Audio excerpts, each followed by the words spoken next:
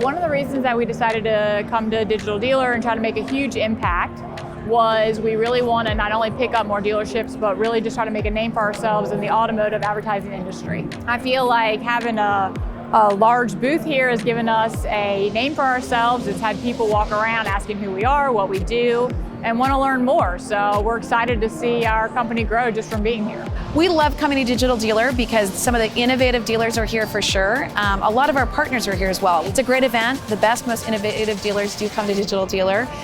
There's a lot of people here that are interested in making their dealerships better. This is a technology show. It's a digital show. We've had some really good connections made. We've met a lot of different vendors and different groups, but we also met a lot of dealerships that are interested about our product. So yeah, we've had some really good connections come through from it.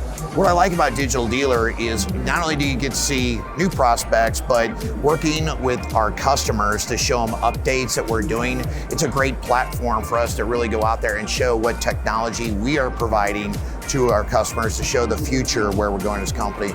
You'd be hard pressed to find a place that has more forward-thinking people with a diverse background, trying to come up with unique solutions for the same industry.